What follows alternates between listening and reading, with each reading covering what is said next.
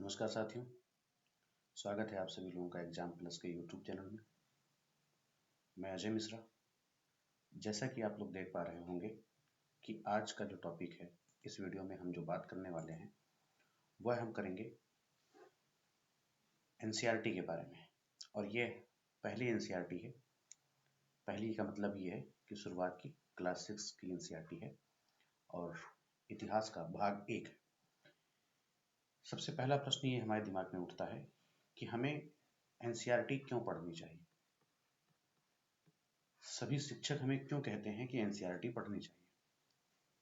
तो इसका बहुत सीधा सा मतलब है कि आप किसी भी सेवा की तैयारी कर रहे हो, किसी भी आयोग की तैयारी करते हैं, वहां पर आपका जो सबसे महत्वपूर्ण हिस्सा होता है वह होता है जनरल स्टडीज, जीएस। और आपको ही पता है कि जीएस ह्यूमैनिटीज के विषयों से भरा पड़ा है। History, geography, polity, economy, Indian polity, science and technology, current affair, इन सारी चीजों को लेकर जीएस में बहुत सारे स्टूडेंट जब आते हैं कॉम्पिटिटिव एग्जाम की तैयारी करने में, चाहे वो ग्रेजुएशन के बाद हो या पोस्ट ग्रेजुएशन के बाद हो।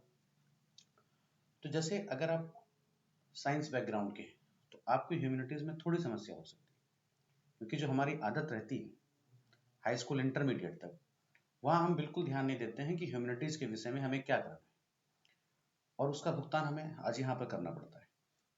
जब हम कई सारे टेक्स्ट बुक को पढ़ते हैं, कई सारी किताबों को पढ़ते हैं, तो वहां पर कुछ शब्द हमें बहुत ही अचंभित करते हैं कि ये क्या है, ये कहाँ से आ गया, इससे हम कहाँ से लें, राइट। तो इन सब व्यवधानों को पार करने के लिए बेसिक किसी भी विषय के आधारभूत संरचना पे उसके बेसिस को समझना बहुत ज्यादा आवश्यक हो जाता है, जिसके लिए हम एनसीईआरटी का उपयोग करते हैं। ये तो पहली बात। दूसरी बात यह है कि एनसीईआरटी पढ़ने के लिए, अगर एनसीईआरटी क्यों पढ़ते हैं, जो भी आयोग हैं जब वो कॉपी चेक करते हैं खासकर मेंस एग्जामिनेशन में, तो वो इनके शब्दों का, चाहे वो एनसीईआरटी के शब्द हो या एनआईओएस के शब्द हो या किसी अच्छी टेक्स्ट बुक के शब्द हो, उनको वो ज्यादा गौर से देखते हैं। और इन शब्दों को जो एनसीईआरटी में है, जो एनआईओएस में है, इनको वो ज्यादातर उसकी वैल्यू कह सकते हैं कि उसकी वैल्यू ज्यादा होती है। तो इस पॉइंट ऑफ व्यू से भी हमें एनसीईआरटी पढ़ना जरूरी होता है। हम तीसरी बात यह है कि हम सबसे आखिरी से यानी सबसे छोटे क्लास से शुरुआत कह सकते हैं, वहां से क्यों पढ़ते हैं, क्योंकि वहां से हमें अब जो नई एनसीईआरटी आई है उसको डिवाइड कर दिया गया है। तो वहां से हमें कुछ धीरे धीरे करके हमें ऊपर की तरफ ले जाया जाता है। ऊपर की तरफ ले जाने का मतलब यह है कि धीरे धीरे करके हमें विषयों पे समझ बढ़ती चली जाती है, हमारे विषयों पे समझ। तो बेसिक से बिल्कुल पढ़ना एनसीईआरटी थोड़ा ज्यादा आवश्यक है। तो आइए स्टार्ट करते हैं, एनसीईआरटी को पढ़ा जाए। अब हम सबसे पहले ये करेंगे कि एनसीईआरटी के सारे पन्नों को हमने यहाँ पे ले रखा है, जो भी चीजें शब्द वहाँ पे लिखे हुए हैं, जो कठिन शब्दावलियां हैं, उनमें हम धीरे धीरे करके चर्चा भी करते रहेंगे। उससे हमें क्या मिल रहा है, हमें क्या निकालना है, क्योंकि देखिए एनसीईआरटी में तो बहुत सारी चीजें लिखी हुई हैं। जो सबसे महत्वपूर्ण चीज क्या है कि जैसे एनसीईआरटी हमें हर एजुकेटर कहता है, लेकिन एनसीईआरटी हर एजुकेटर कहता है, हर शिक्षक ये बताता है कि आप एनसीईआरटी पढ़ें, लेकिन हमारे मन में क्या आता है, यार बहुत छोटी सी क्लास की एनसीईआरटी, अब इसमें हम क्या, क्यों, कैसे, आओ करके सीखें, ऐसा कुछ लिखा हुआ होता है, तो उससे हमें यूपीएससी में क्या। तो हम पहले उन चीजों को देखेंगे कि हमने उससे क्या अडॉप्ट किया। हम जो ये सीरीज को लेकर चल रहे हैं, जो हम ये एक प्रयास कर रहे हैं कि कई सारे स्टूडेंट्स से भी कॉल आए, उन्होंने बताया कि सर प्रॉब्लम ये है कि एनसीईआरटी पढ़ना तो चाहते हैं लेकिन क्या पढ़ें समझ में नहीं आता। तो इसमें हम एक वीडियो में 3 पार्ट निकालेंगे। एक 3 पार्ट का मतलब क्या है, जैसे हम पहले एनसीईआरटी को लिए हैं क्लास 6 को, तो इसमें हम क्या करेंगे, पहले चैप्टर को लेंगे और फिर पहले जो दूसरा वीडियो लाएंगे, उस वीडियो में हम पहले चैप्टर का सार रखेंगे और इसके बाद क्या करेंगे, उस पे आयोग में आए गए कुछ एमसीक्यूज, चाहे वो यूपीएससी में हो, चाहे वो यूपीपीएससी में हो, चाहे वो राजस्थान पीसीएस में हो, मध्य प्रदेश पीसीएस में हो, कहीं भी हो, उनके कुछ प्रश्नों को लेंगे और उन्हें एक एक करके सॉल्व करेंगे, यानी एक चैप्टर के 3 वीडियो। इससे क्या होगा, इससे आपके थोड़े समय की बचत होगी, क्योंकि हमें जो समय लग रहा है वीडियो शूट करने में, बनाने में थोड़ा समय लगता है, लेकिन आपको देखने में तो उतना समय लगेगा। तो आपको क्या होगा कि आसानी हो जाएगी कि उन किताबों के अलावा भी आप आराम से उनको समझ सकते हो, बेहतर तरीके से उनके एमसीक्यू सॉल्व कर सकते हो, और एक वीडियो को 2 बार 3 बार देखने के बाद आपको शायद उस पर अच्छा कमांड भी आ जाए, फिर आपको कुछ ज़्यादा करने की आवश्यकता ही ना हो, राइट। तो इस सिलसिले को शुरू करते हुए आगे की तरफ चलते हैं, देखते हैं कि आगे एनसीईआरटी में क्या चीज़ें दी हुई। आप जब एनसीईआरटी ओपन करेंगे क्लास 6 का, तो आपको पहला चैप्टर दिखाई देगा, क्या, कब, कहाँ और कैसे। इसका क्या मतलब है, ये कहना क्या चाहता है? तो ये यह कहना चाहता है कि जो उसने एक वर्ड लिया शुरुआत में, जिसका वर्ड कौन सा वर्ड है, अतीत। तो हमें यही पता करना है अतीत का मतलब क्या होता है। अतीत का मतलब होता है भूत, यानी पास्ट। तो ये इस चैप्टर में यह कहना चाहता है, इस हेडिंग में यह कहना चाहता है कि क्या, कब और कैसे हुआ। फॉर एग्जाम्पल ये दिया है, उदाहरण दिया है कि अगर आप किसी घटना के बारे में, भाई घटना को ही समझेंगे, उसके पहले भी एक चीज समझ लेते हैं कि देखो हम तो पढ़ रहे हैं क्या, इतिहास, हिस्ट्री। ये सभी को पता है कि इतिहास दो शब्दों से मिलकर के बना है, इति और ह्रास। इति का मतलब होता है ऐसा ही, और इसका मतलब होता है निश्चित ही हुआ होगा, राइट। ऐसा निश्चित ही हुआ होगा, राइट। इति मतलब ऐसा और ह्रास मतलब हुआ होगा, यानी वो घटना सत्य है, बिल्कुल निश्चित ही हुआ होगा। तो इतिहास क्या है कि ऐसी घटना का, आप अगर एक एग्जांपल, अगर एक डेफिनेशन क्लियर करो कि इतिहास होता क्या है, तो इतिहास बेसिकली वर्तमान को प्रकाश में रखते हुए भूतकाल का अध्ययन है, जिससे हम अपने भविष्य का व्यवस्थित निर्माण कर पाए, इसे हम इतिहास कहते हैं। तो यह कहना चाहता है कि जो ये भूतकाल की घटना हुई है उनको हम पता कैसे करते हैं। तो वो भी कई चीजों पर डिपेंड करती है। डिपेंड करने का मतलब क्या है कि अगर 1-2 दिन पहले की घटना हो, उसे हम कैसे जानेंगे। तो जाहिर सी बात है, उसे जानने के लिए हमें क्या करना है, हमें कोई अखबार पढ़ लेना है, कोई न्यूज देख लेना है, राइट। या किसी से फोन पे बात कर लेना है, और आजकल सबसे आसान क्या है, गूगल कर लेना है कि कल क्या हुआ था इस जगह पर, कौन सी घटना घटी, उसके बारे में हमें पहले ही पता चल जाता है। घटना घटी नहीं कि तुरंत हमें कम्युनिकेशन के माध्यम से पता चल जाता है।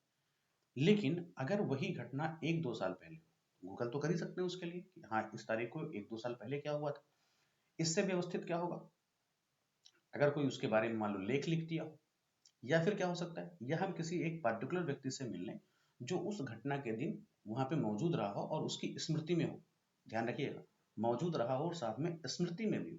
ऐसा नहीं कि 1 साल पहले, फिर वो 1 साल के बाद कोमा में आ गया तो आप उससे पूछ रहे हो, तो उससे पता भी नहीं चलेगा, उससे याद ही नहीं आएगा, उसकी स्मृति में होना चाहिए। लेकिन अगर बहुत पहले क्या हुआ, सपोज करो 100 साल पहले, 200 साल पहले, 500 साल पहले, 1000, 2000, 4 साल पहले क्या हुआ, उसका पता हम कैसे करेंगे।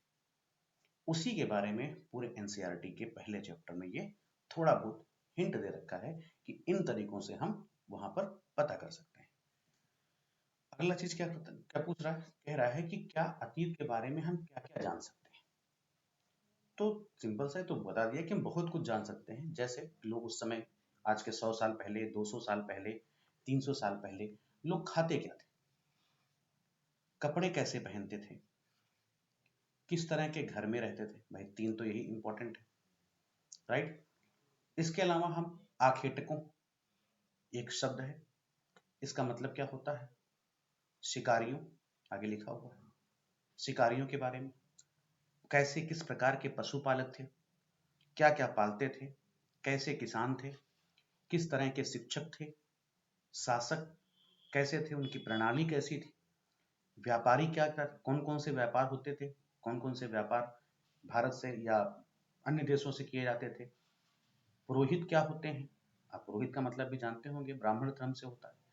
शिल्पकार कैसे थे, वो किस तरह की मूर्तियों का निर्माण करते थे, कलाकार कौन कौन से थे, कौन कौन सी कलाओं में वो निपुण थे, संगीतकार कैसे थे, या फिर वैज्ञानिकों के जीवन के बारे में हम जानकारी हासिल कर सकते हैं। इसके बाद में बच्चों को समझने के लिए वो छोटी सी चीज दे रखा है कि आप ये भी पता लगा सकते हो कि उस टाइम पे जो बच्चे थे वो कौन कौन सा खेल खेलते थे, कैसी कहानियां सुनते थे, कौन कौन से नाटक देखते थे, या कौन कौन से गाना गाते थे, गीत गाते थे। इन सब के बारे में, तो अतीत के बारे में हम ये चीजें जान सकते हैं। कृषक, समुदाय, शासक, व्यापारी, पुरोहित, बच्चों के बारे में, कैसे कपड़े पहनते थे, कैसे खाना खाते थे, तो इन सब के बारे में हम जान सकते हैं। नेक्स्ट ये पूछ रहा है कि लोग कहाँ रहते थे, राइट। तो वो एक आगे मानचित्र दे रखा है। जब एनसीईआरटी खोलेंगे तो वहां पे आपको इस तरह का एक मानचित्र दे रखा है। उस पे इसने ज्योग्राफी के बारे में कुछ चीजें बता रखी हैं, ज्योग्राफिकल स्ट्रक्चर दे रखा है पूरे इंडिया का, जो उस समय का भारत यानी प्राचीन भारत जो हुआ करता था। आप ये भी एक बात को समझो कि किसी भी चीज का अगर इतिहास जानना हो तो उसकी भौगोलिक स्थिति का पता लगना सबसे पहला पॉइंट हमारे लिए यहीं पे निकल के आता है कि उसकी हमें भौगोलिक स्थिति क्या हो पता होनी चाहिए।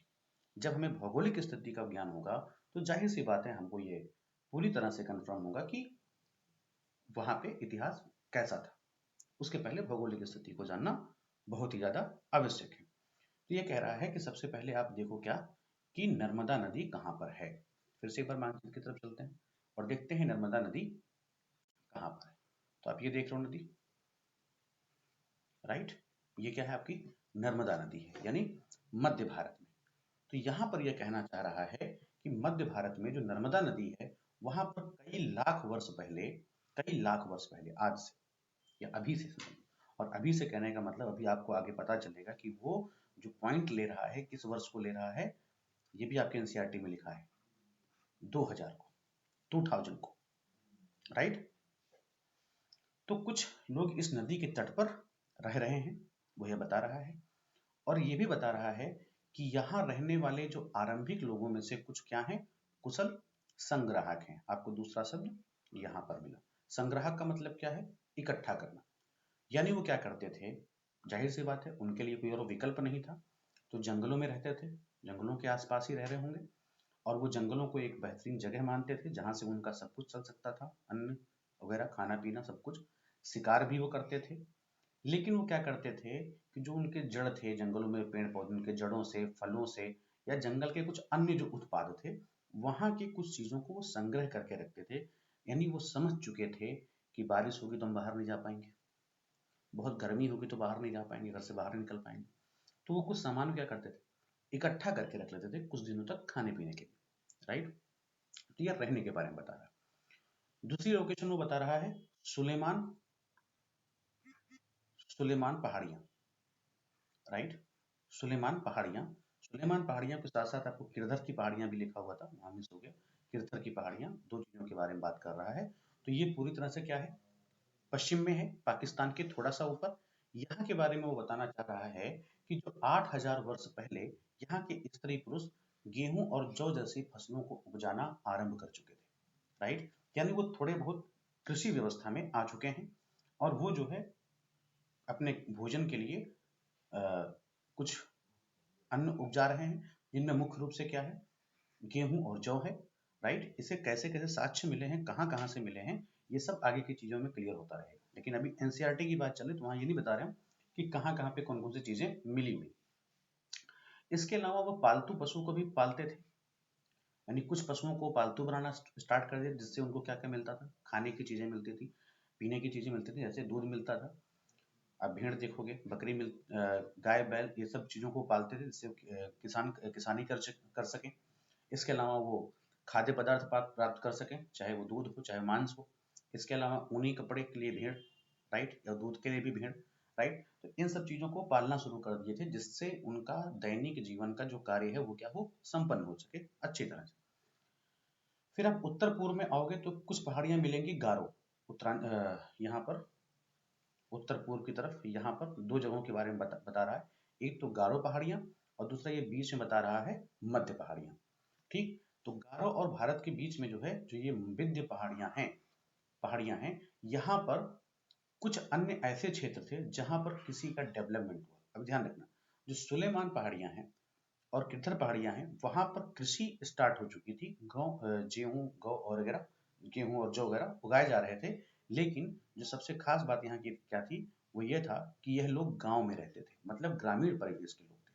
लेकिन जो गारो और मध्य भारत के विंध्य पहाड़ियों के आसपास के लोग थे, उन्होंने किसी का डेवलपमेंट स्टार्ट किया। किसानी करना, कृषि करना एक अलग है, डेवलपमेंट करना मतलब उसे क्रमबद्ध तरीके से, है ना। विकास का मतलब आप समझते होंगे, धरणीय विकास भी कहा जाता है, ठीक है। आगे बताएंगे सब जो कठिन शब्द हैं क्या क्या है। तो कुछ लोग कृषि का डेवलपमेंट करना शुरू कर दिया गया और उन्हें मॉडर्नाइज्ड एग्रीकल्चर आप कह सकते हैं। आज तो खैर बहुत ज्यादा है, लेकिन मॉडर्नाइज कहना उचित नहीं है। यहाँ पर यह कहना उचित है कि हाँ, कृषि में कुछ क्या हो गया, डेवलपमेंट हो गया। और यहाँ पर ही सबसे पहले चावल उपजाया गया, चावल उपजाया गया, राइट। और जहाँ पे चावल उपजाया गया वह विंध्य के उत्तर में स्थित। नेक्स्ट चीजों पे देखें तो वो ये कहना चाह रहा है कि सिंधु और इसकी सहायक नदियों का पता लगाओ। तो बहुत छोटे बच्चों के लिए समझाने के लिए बताया गया है कि सहायक नदियां क्या होती हैं। सहायक नदियां वह नदियां होती हैं जहां पर कई सारी छोटी छोटी नदियां आकर के मिलती हैं। सिंधु नदी का आप लोकेशन ढूंढो कहाँ पर है, तो सिंधु नदी का लोकेशन आपका यहाँ पर है। यहाँ पर आप देखोगे कई सारी नदियां हैं, सतलज है, रावी है, चेनाब है, झेलम है। ये सब नदियां क्या है, इनकी सहायक नदियां, राइट। और वो ये कहना चाहता है कि जो सहायक नदियां हैं वह यहाँ पर 4700 वर्ष पूर्व इन्हीं नदियों के किनारे कुछ आरंभिक नगर फूले फले। आप जो भी देखोगे, जो बड़े महानगर है वो किसी न किसी नदी के किनारे ही स्थित है। इसके अलावा साथ में भी कह रहा है कि गंगा और इसकी सहायक नदियों के किनारे तथा समुद्र के तटवर्ती इलाकों में भी नगरों का विकास लगभग 2500 वर्ष पूर्व हो चुका था, राइट। ये जो गणना है डेट और टाइमिंग की, ये मैं पहले बता दिया कि 2000 को मान के लेके चल रहे हैं। क्यों चल रहे हैं आगे बताएंगे जब तिथि के बारे में पढ़ेंगे, इसी के लास्ट में बिल्कुल एंड में है। तो ये बता रहा है कि नगर फले फूले इन दो जगहों पे। गंगा की सहायक नदी कहाँ है, आप देख रहे हो गंगा नदी ये है, हिमालय से निकलती हुई और आगे आकर के बंगाल की खाड़ी में मिल जा रही है।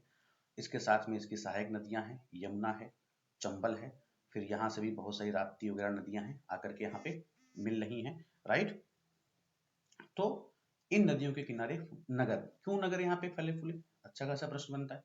तो इसलिए बने, सिंपल सी बात है कि इन नदियों से आवागमन क्या था, आवागमन आसान था और जिसकी वजह से व्यापार यहाँ पर संभव हो पाया। क्यों भाई, किसान अब यहाँ पे आप देखोगे कि इन नदी के किनारे जो बिंद पहाड़ियां हैं या गारो पहाड़ियां हैं, यहाँ पर कृषि का डेवलपमेंट हो चुका है। तो जाहिर सी बात है व्यापार और वाणिज्य के लिए कोई सुगम रास्ता चाहिए, तो उस समय तो बहुत ज्यादा डेवलप हुआ नहीं था। तो नदी ही एक ऐसा रास्ता था जहां से अब एक दूसरे जगह पर आसानी से पहुंच सकते हैं, राइट। तो यहाँ पर धीरे धीरे कुछ बड़े नगरों का विकास आरंभ होता है। इसके बाद कह रहा है कि गंगा और इसकी सहायक नदी सोन का पता लगाओ। गंगा नदी आपने देख लिया, ठीक। सोन नदी ये रही, यहाँ पे अगर आप ध्यान दो तो ये क्या है, सोन नदी है, ठीक है। क्यों लगाओ, क्योंकि इसके दक्षिण में इन नदियों के आसपास का जो क्षेत्र है वह क्या कहा गया, मगध, जो कि वर्तमान में क्या है, बिहार है। और आप भी समझ रहे हो जब गंगा सोन नदी के आसपास अच्छी खेती अच्छा व्यापार है तो वहां के लोग क्या होंगे, कहीं ना कहीं मानसिक रूप से स्वस्थ होंगे और उनको कुछ किसी चीज का टेंशन नहीं होगा। तो वो क्या करेंगे, वो कहीं ना कहीं बलशाली हो गए क्योंकि उनके पास आर्थिक स्थिति उनकी सही है। आर्थिक स्थिति सही है तो वो क्या करेंगे, शासन करना प्रारंभ करेंगे। तो यहाँ पे ये बताया गया कि इसके शासक बहुत ही शक्तिशाली हुआ करते थे और उन्होंने एक विशाल राज्य स्थापित किया था। देश के अन्य हिस्सों में भी ऐसे राज्यों की स्थापना की गई। मतलब ये बताने का प्रयास कर रहा है कि इन नदियों के पास में जो लोग रहते थे, जो नगर फले फूले, जिनका व्यापार अच्छा हुआ, जो लोग एक बेहतरीन व्यवस्था के अंतर्गत आए, वो शासन पद्धति की तरफ बढ़ने लगे, ठीक। लोगों ने ऐसे सदैव उपमहाद्वीप के एक दूसरे हिस्से से तक यात्रा की। जब संपन्न रहे तो यात्रा करना, और यात्रा करने के कई सारे कारण हैं वो भी आगे दे रखा है। आगे बताना है, बता भी रहा है कि ऐसे छोटे से उपमहाद्वीप में या जो भी महाद्वीप है, इनमें उपमहाद्वीप में ऊंचे पर्वत, पहाड़ी, रेगिस्तान, नदी और समुद्रों के कारण यात्रा जोखिम भरी होती थी, लेकिन फिर भी असंभव नहीं था, वो लोग यात्रा कर लिया करते थे। तो पहला यात्रा करते थे, पहली बात। दूसरी बात क्या है, कुछ लोग काम की तलाश में और कुछ लोग प्राकृतिक आपदाओं के कारण एक दूसरे स्थान पे जाते थे, यानी यात्रा करते थे। यात्रा यात्रा करना आ रहा है तो इस वर्ड को समझिएगा कि इतिहास को जानने के लिए यात्रा का भी एक अहम स्थान है, राइट। जो थोड़ा बहुत आप लोग अगर इतिहास समझते होंगे तो यहाँ पर भी आपको पता होगा कि यात्रा भी हम इतिहास को एक सोर्स के रूप में, इतिहास को जानने के रूप में हम ध्यान रखते हैं, राइट। आगे इन सब चीजों के बारे में हम जानेंगे। इसके अलावा कभी कभी जो सेनाएं होती थी वो दूसरे क्षेत्रों पर विजय हासिल करने के लिए आती थी, राइट। इसके अलावा व्यापारी कभी कभी काफिले में तो कभी जहाजों के साथ अपने मूल्यवान वस्तुओं को लेकर के एक दूसरे स्थान पर जाते थे, यानी सब मिला के यात्रा करते थे। जो धार्मिक गुरु होते थे वह अपनी शिक्षा का प्रसार करने के लिए या किसी को सलाह देने के लिए एक दूसरे गांव में जाया करते थे। कुछ लोग का शौक था कि वो रोचक स्थान को ढूंढे, नए नए चीजों का एक्सप्लोर करें, उसके लिए भी यात्रा करते थे। और जो इन यात्राओं से जो सबसे अधिक लाभ होता था वो ये होता था कि एक स्थान से दूसरे स्थान पर जाने से उनके विचारों को, उनकी भावनाओं को, उनकी संस्कृतियों को जानने का मौका मिलता था। और जाहिर सी बात है, अगर हम भी या कोई भी अगर व्यक्ति यात्रा करता है, कहीं दूसरे जगह जाता है, अगर उन्हें कुछ संस्कृति, कुछ कल्चर, कुछ खाना अच्छा लगता है, तो उसे हम भी अपनाने का क्या करते हैं, प्रयास करते हैं, राइट। फिर यह बोल रहा है कि एक बार फिर से इन पहाड़ियों को देखो, पर मानचित्र को देखो, और वहां पर पहाड़ी पर्वतों और समुद्र से उपमहाद्वीप की प्राकृतिक सीमा का निर्धारण करते हैं। अगर सही से देखा जाए तो जो पहाड़ियां हैं, जो पर्वत हैं, जो समुद्र हैं, इस जो उपमहाद्वीप है, दक्षिणी उपमहाद्वीप, एशिया उपमहाद्वीप है, दक्षिणी एशिया उपमहाद्वीप, तो इसका सीमा का निर्धारण कर रहे हैं। तो यानी भौगोलिक रूप से अगर हम देखें तो ये एक सीमा बना रहे हैं, राइट। और उन्हीं के इतिहास के बारे में हमें इसका अध्ययन करना है। ये भी बता रहा है कि हालांकि लोगों को इन सीमाओं को पार करना आसान बिल्कुल नहीं है, जिन्होंने ऐसा चाहा वो ऐसा कर भी लिए, पर्वतों की ऊंचाइयों को भी छुआ, गहरे समुद्रों को भी पार किए, यात्रा करते रहे, राइट। उपमहाद्वीप के बाहर से भी कुछ लोग यहाँ पर आए और यहीं बस गए। अच्छा लगा उन्हें यहाँ रहना, यहाँ का पर्यावरण अच्छा था, यहाँ की बाकी चीजें अच्छी थी, कृषि अच्छा था, व्यापार अच्छा था, तो यहाँ बस गए। लोगों के इस आवागमन ने हमारी संस्कृति परंपराओं को समृद्ध किया। जाहिर सी बात है, कुछ संस्कृति परंपराएं वहां से यहाँ आई, ऐड हुई, कुछ यहाँ से कहीं और बाहर गई, वो उनके यहाँ ऐड हुई। कई सौ वर्ष से लोग पत्थर को तराशने, संगीत रचने और यहाँ तक कि भोजन बनाने के नए तरीकों के बारे में एक दूसरे के विचारों को अपनाते रहे। मतलब उसे कहने का मतलब ये है कि जो बाहर से लोग आए, उन्होंने कुछ नई नई कला, संस्कृति, गायन लेकर के आए, जो यहाँ पे बस गए और यहाँ पे उसको विस्तार किया। कुछ यहाँ से गए दूसरी जगहों पर, इसके बहुत सारे एग्जाम्पल पूरे इतिहास में मिला करते हैं, ठीक है। अब ये उठता है कि देश का नाम कैसे पड़ा। देश का नाम, और हम लोग तो इतना तो पता ही है कि हम लोग अपने देश को इंडिया या भारत जैसे नामों का प्रयोग करते हैं। कहाँ से आए? ये माना गया है कि इंडिया शब्द इंडस से निकला है, और इंडस को संस्कृत में हम क्या बोलते हैं, सिंधु कहा जाता है, यानी सिंधु नदी के किनारे है, ठीक है। अब ये कह रहा है कि आप अपने एटलस को देखो, वहां पे ईरान और यूनान का पता लगाओ। लगभग 2500 वर्ष पहले ये बताया गया कि उत्तर पश्चिम की ओर से कुछ ईरान और यूनानी यहाँ पर आए। उन्होंने सिंधु को जो है एक नया नाम दिया, जिसका नाम था हिंदोस। कई कई जगहों पर इसका नाम इंडोस भी लिखता है। और उन्होंने ये कहा कि इस नदी के पूर्व में जो स्थित भूमि प्रदेश है, उसे वह इंडिया है। एक बार फिर से मैप को देख लो आप, ये आपकी सिंधु नदी है। अगर आप सिंधु नदी को बहुत ही ध्यान से देखो तो ये आपकी पूरी क्या है, सिंधु नदी का एरिया है। और इन्होंने कहा कि इसके जो पूर्व में स्थित ये भूमि प्रदेश है, इधर का नहीं बताया, भूमि प्रदेश के बारे में बताया। इन्होंने इसको क्या बोला, इन्होंने कहा कि भाई ये इंडिया है, राइट। इसके अलावा कुछ लोग ये भी मानते हैं, एनसीईआरटी भी ये मानती है कि जो वहां पे कुछ ऐसे लोग रहते थे जो अपने समूह को भरत नाम कहते थे, अपने समूह को वो भरत नाम का प्रयोग करते थे, जिसकी वजह से भी आगे भारत नाम पड़ा। और यह लगभग 3500 वर्ष एक रचना हुई जिसका नाम था ऋग्वेद। यानी आप अब धीरे धीरे कुछ चीजों को समझने का प्रयास करना कि ऋग्वेद यानी ये क्या है, ये भी क्या है, एक साहित्य का पार्ट है, राइट। एक बुक का पार्ट है, किताबों का पार्ट है, लेख का पार्ट है, ठीक है। तो यहाँ से भी हमें ऋग्वेद के बारे से भी हमको इतिहास के बारे में जानकारी मिलती, आगे हम इनको भी देखेंगे अच्छी तरह से, ठीक है। तो ये बताया गया कि इस समूह का उल्लेख संस्कृत की आरंभिक एक 3500 वर्ष पुराना था ऋग्वेद, जिसमें यह कृत मिला भरत नाम का, और बाद में इसका प्रयोग देश के लिए होने लगा, यानी भरत नाम। कुछ लोग ये भी मानते हैं कि शकुंतला के पुत्र थे जो यहाँ रहते थे, उनका नाम भी भरत था। शेर वगैरह से खेलने का उनका बहुत अच्छा शौक था, उनके भी नाम पर हमारे देश का नाम भारत पड़ गया। अब ये कह रहा है कि अतीत के बारे में हम कैसे कैसे जाने, तो कुछ चीजें अभी आपने देखी कि ऋग्वेद मिला है, कोई पुस्तक है, लिखा गया है, राइट। तो यहाँ पे सीधे तौर पे कह रहा है कि एक तरीका ये हो सकता है कि भूतकाल में यानी अतीत में जो पुस्तकों को लिखा, उसे आप ढूंढिए, उसे पढ़िए, राइट। उससे हम अपने इतिहास को, अपने अतीत को समझ सकते हैं। अब इन पुस्तकों को क्या कहा गया है, पांडुलिपि। क्यों कहा गया है? पांडुलिपि के लिए जो प्रयोग किया गया वर्ड है इंग्लिश में, उसे हम बोलते हैं मैन्युस्क्रिप्ट। मैन्युस्क्रिप्ट का मतलब एक शब्द है, लैटिन शब्द में जो मेनू शब्द है, स्क्रिप्ट का मतलब तो लेख होता है, शैली होती है, लेकिन जो लिपि होती है, जो मेनू है, उसका मतलब होता है हाथ, यानी हाथ से लिखी गई लिपि, स्क्रिप्ट का मतलब लिपि होता है, हाथ से लिखी गई लिपि, इसे क्या कहते हैं? मैन्यूस्क्रिप्ट। और मैन्यूस्क्रिप्ट को हिंदी में क्या बोलते हैं? पांडुलिपि। क्लियर? बहुत सारे लोगों को नहीं पता होता है पांडुलिपि क्या होती है, वो बोल देते हैं कि हाँ कुछ लिखा गया है उस पत्र के ऊपर। ठीक है, एक खैर एक कॉन्स्टेंस है, हो सकता है ऐसा हो, नहीं भी हो सकता है। ठीक है। और जो ये पांडुलिपियां होती हैं वह ताड़ पत्रों पर, यानी जो बड़े बड़े पेड़ होते थे उनके छालों के पत्रों पे वो बड़े बड़े पत्ते होते थे, या हिमालय के रीजन में जब आप जाएंगे केदारनाथ के ऊपर थोड़े से हिस्से पे, तो वहां आपको एक पेड़ मिलेगा जिसका नाम है भुर्ज का पेड़। तो उसके छाल पर भी विशेष तरीके से उस छाल को तैयार किया जाता था और उस पर जो है कुछ लिखा हुआ मिलता है, तो उसको लिखने के लिए प्रयोग किया जाता था। राइट? उसी को पांडुलिपि बोलते हैं, क्योंकि उससे उस पर जो है हाथ से ही लिखा जाता था, मोर पंख से या किसी भी तरीके से। जो लोग बहुत पुराने होंगे वो जानते होंगे कि एक तालाब के किनारे भी एक नरकट का पेड़ होता था, जो हम लोग, मैं तो नरकट के भाषा में जानता हूँ, हल्के सा बांस से भी पतला उसी के आकार का होता था, उससे लोग लिखा करते थे। राइट? ये आपके सामने एक फिगर है जो आपको एनसीईआरटी में एक पिक्चर मिलेगा। तो ये क्या है? एक भुर्ज का जो है एक भोजपत्र है, उस पर कुछ चीजें लिखी गई हैं जिससे हम अपने इतिहास का पता करते हैं, अपने अतीत के बारे में जानते हैं।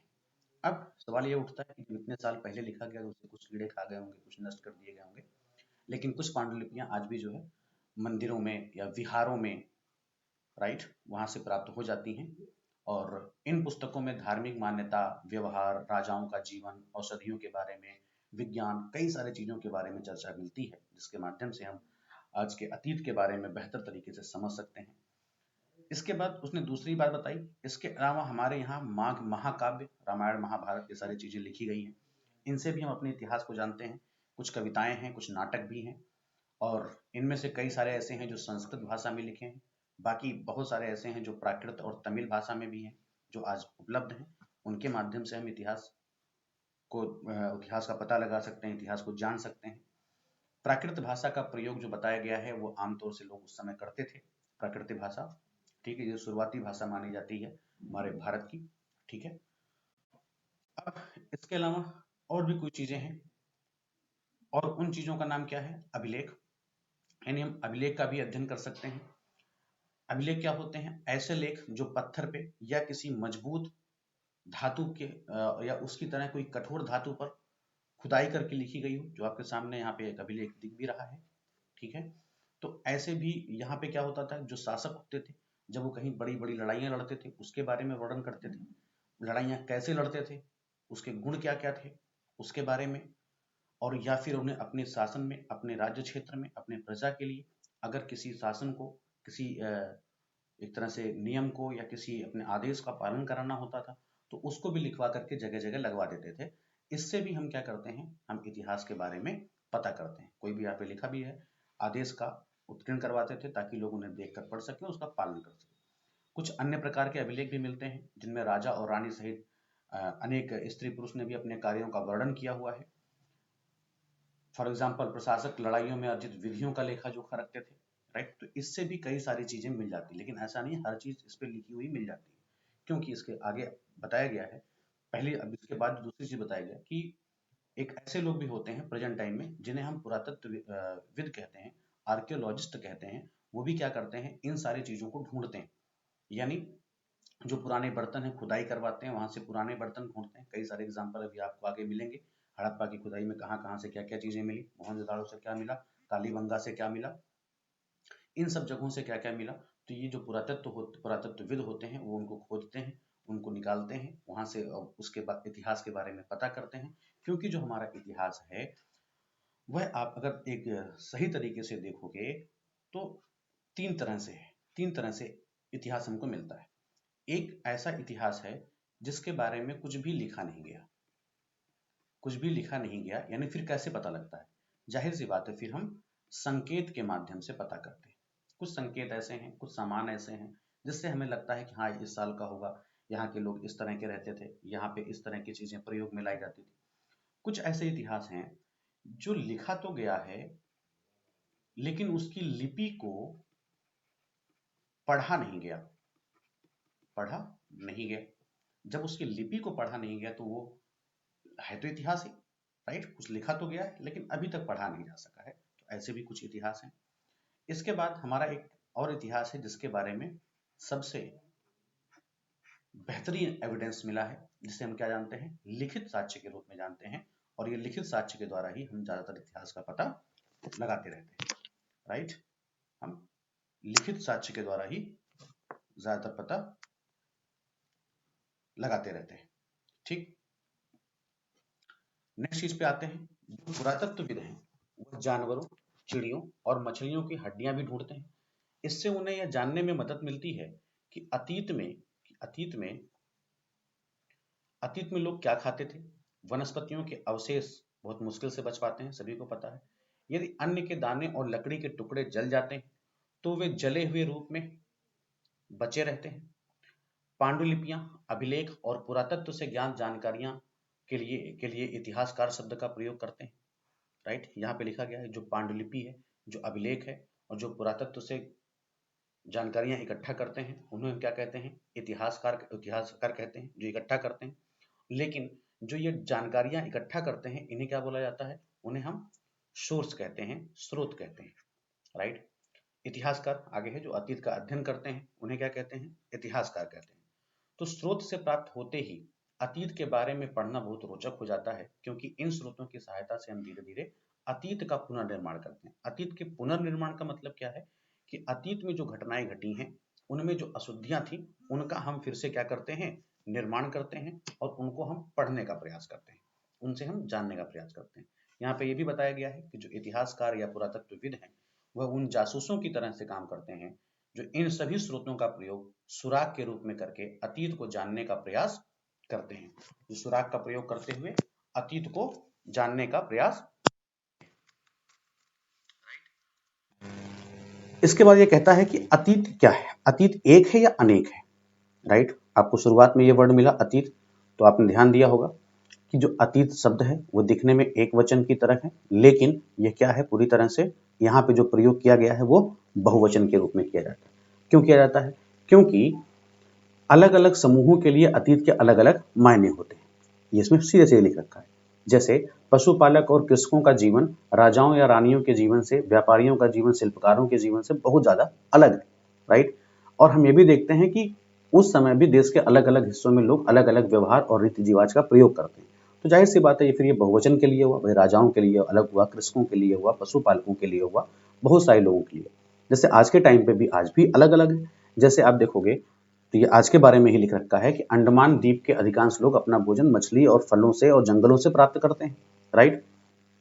और जो शहर के लोग हैं वो क्या है, वह खाद्य आपूर्ति के लिए अन्य व्यक्तियों पर क्या है, निर्भर है। इसी तरह से उस समय भी होता था। तो अतीत का प्रयोग हम बहुवचन के रूप में करते हैं क्योंकि हम कई सारे लोगों के बारे में, कई सारे लोगों के इतिहास के बारे में हम जानते हैं, उनके संगीत, उनकी कला, उनकी संस्कृति के बारे में जानते हैं। इसके अलावा एक अन्य भेद है कि जो उस टाइम पे जो ये अभिलेख आप देख रहे हैं, जो भोजपत्र देख रहे हैं, बाकी चीजें जो हैं, इनका लेखा जोखा कौन रखता था, जाहिर सी बात है जो लेखा जोखा रख सकता है, राइट। जो शासक हैं वो अपना लेखा जोखा रखते हैं, जो बड़े बड़े लोग हैं, जो रानियां हैं, ये सब अपना लेखा जोखा रख सकती हैं। लेकिन शिकारी, मछुआरे, संग्राहक, कृषक, ये सारे लोग आम आदमी थे, तो ये अपना लेखा जोखा नहीं रखते थे। तो इनके बारे में कौन पता करता है, पुरातत्व के लोग। पुरातत्व की सहायता से हम उनके जीवन को जानते हैं, क्योंकि वो उस पर ध्यान नहीं देते हैं कि लिखा क्या गया, वो उस पर ध्यान देते हैं कि उन्हें खुदाई के दौरान क्या मिला, उस टाइम के लोग कैसे थे, कहाँ रहते थे, उनकी व्यवस्था क्या थी, उनका समाधान कैसे होता था, वो कैसे जीवन यापन करते थे। इस सब चीज़ों के बारे में हम पुरातत्व के माध्यम से भी जानते हैं। तो सोर्सेस में आप देख चुके कि लगभग आपको कुछ चीज़ें मिली। पहला क्या निकला भैया, यात्रा करना।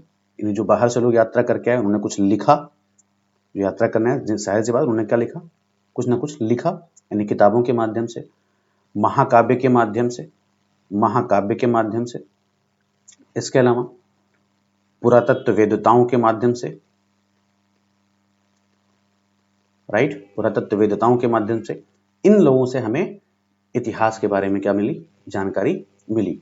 इसके अलावा जो मैं बात कर रहा था लगातार कि वर्ष के बारे में, तो तिथि के बारे में क्या है, अगर आपसे कोई डेट पूछे तो आप डेट, महीना सब कुछ बता दोगे। तो इसी तरह से यह माना गया कि जो ईसाई धर्म के प्रवर्तक थे जिनका नाम था ईसा मसीह, उनके जन्म की तिथि को एक आधार माना गया और उससे जो बाद में हुआ उसको एडी बोलते हैं। अभी आगे बताएंगे एडी क्या होता है, ईसा पूर्व क्या होता है, ईसा क्या होता है, एडी बोलते हैं, ईसा बोलते हैं। या इसके पहले जो उनके जन्म के पहले का जो टाइम पीरियड है उसे क्या बोले हैं, ईसा पूर्व। तो यानी ईसा मसीह के जन्म के पूर्व की जो सभी तिथियां वो क्या हैं, ईसा पूर्व हैं, यानी ईसा से पहले हैं।